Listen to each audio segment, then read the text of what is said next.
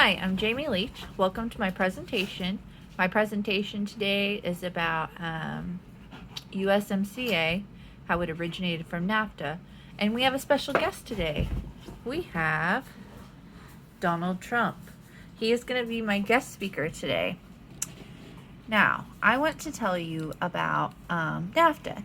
NAFTA was a previous agreement between the countries. It's been in force since 1994. The countries were Mexico, North America, or the United States, and Canada. When NAFTA negotiations were concluded in 1992, it was the most comprehensive free trade agreement ever negotiated, creating the world's largest market for goods and services. This was a multilateral global trading system administered by the World Trade Organization, also known as WTO. The agreement eliminated almost all tariffs between the three countries and incorporated numerous other innovative provisions. NAFTA influenced other free trade agreements that the United States later negotiated in multilateral negotiations. It also initiated a new generation of trade agreements in the Western Hemisphere and other parts of the world, influencing negotiations in areas such as market access, rules of origin, intellectual property rights, foreign investment, dispute resolutions, worker rights, and environmental protection.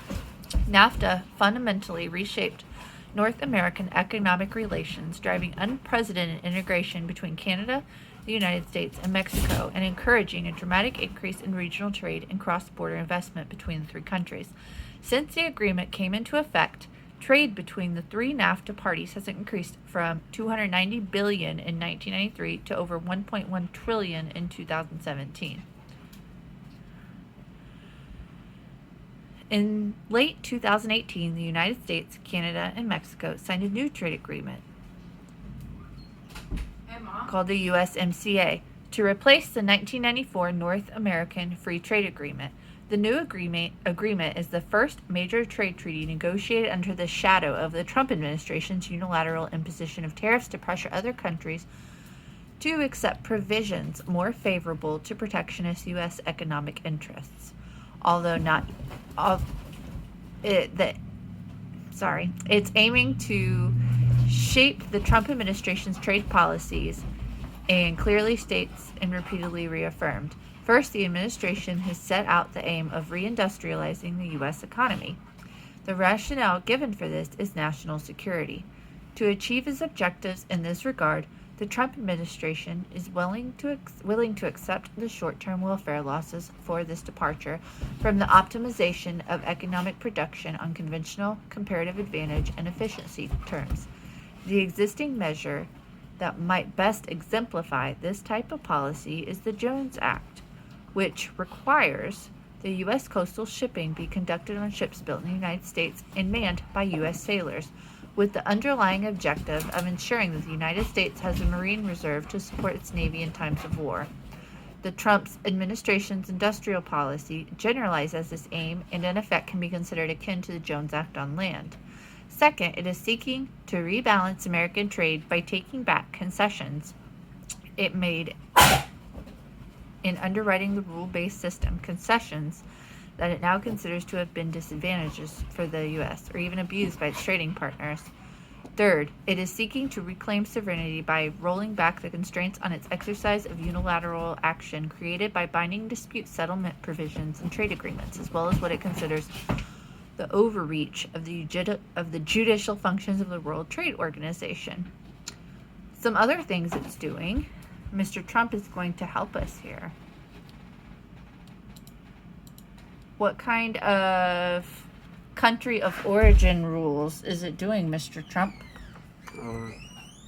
Automobiles must have 75% of their components manufactured in Mexico, the U.S., or Canada to qualify for zero tariffs, up from 62.5% under NAFTA. What kind of things is it doing for labor provisions? 40 to 45% of automobile parts must be made by workers who earn at least $16 an hour by 2023. Mexico agreed to pass new labor laws to give greater protections to workers, including migrants and women. Most notably, These laws are supposed to make it easier for Mexican workers to unionize. And how do the U.S. farmers get more access to the Canadian dairy market, Mr. Trump? The U.S. got Canada to open up its dairy market to U.S. farmers, a big issue for me. And what kind of things is it doing when it comes to intellectual property and digital trade? The deal extends the terms of copyright to 70 years beyond the life of the author, up from 50. It also includes new provisions to deal with the digital economy, such as prohibiting duties on things like music and ebooks, and protections for internet companies so they're not able to for content their users produce. Not liable. God. It's okay. All right, and when it comes to sunset, what's the sunset clause? The agreement adds a 16-year sunset clause, meaning the terms of the agreement expire or sunset after 16 years. The deal is also subject to a review every 6 years, at which point the U.S., Mexico, and Canada can decide to extend the USMCA. Mr. Trump, do you think the USMCA is a good idea? Yes. Okay, thank you, Mr. Trump. Shake your hand. Have a great day. Nice to see you. Nice to meet you. Thank you for talking with me. You are excused. Thank you. Keep America great. All right, back with me now. So, the administration views it as having infringed on U.S. sovereignty in ways that the United States had not intended when the WTO agreement was negotiated. Fourth, it is intent on countering China, whose rapid technological advance has, inter alia, enabled it to take a leading position in the development of the 5G communications network that underpin the Internet of Things. This is considered a national security threat as the international rollout of China's LOT strategy through the digital Silk Road challenges the U.S.'s traditional hegemonic position. Sounds like a bunch of stuff with TikTok. Fifth, the United States is intent on advancing its intellectual property and digital economy interests through expanded protection for IP, and by locking in the current open digital regime for the platform economy in which its firms hold a dominant position in the global economy outside of China. As a gloss on this characterization, a not unreasonable case for recapturing manufacturing activity can be based on recapturing the knowledge externalities generated in solving the engineering problems that making things throws up. By ceding many manufacturing activities to East Asia and elsewhere, the U.S. also ceded the learning experience.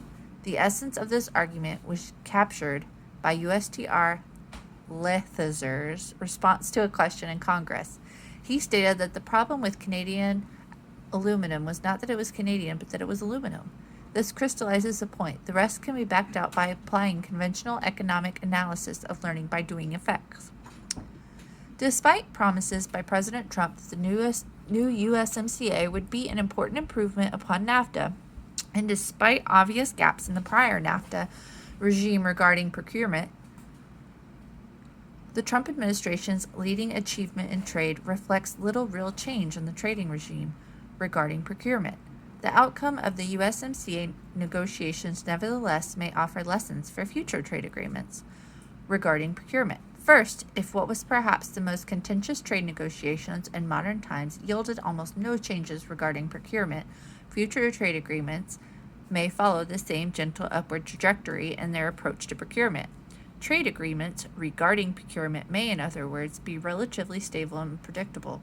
Second, Canada's surprising decision to abandon the procurement chapter in the USMCA in favor of the GPA's protection highlighted another possible negotiation strategy for nations locked in broader bilateral negotiations with the U.S. to sever procurement from those negotiations and instead to seek access to public procurement markets through the GPA.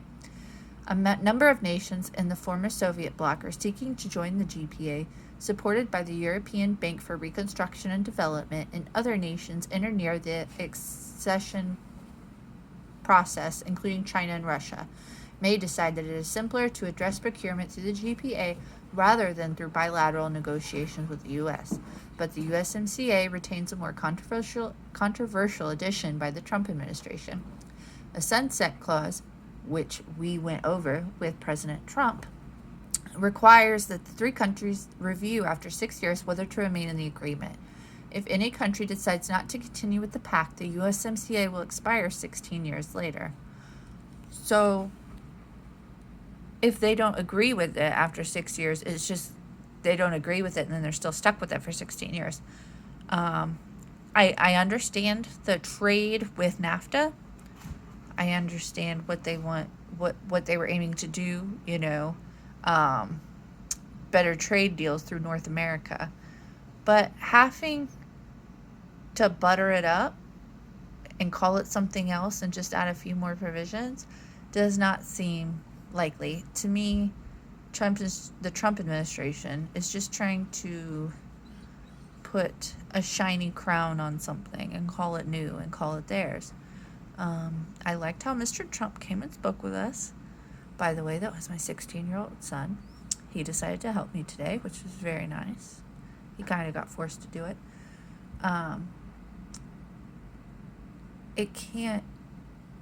You need to come up with something brand new and not just, throw a few more things in and give it a new name. That is not how it works. The Trump administration needs to realize that, Mexico and Canada are trade partners and they need to be treated as such. And I feel like President Trump wanted to make things where it's going to benefit him, which, that's human behavior, I guess. Not a good leader in my opinion, but it's just my opinion. All right, that concludes my presentation. Landon Vincent was my helper. My dogs decided to fight during the oral presentation, so if you heard them, I am very, very sorry. I am uploading this now, and thank you very much. Over and out.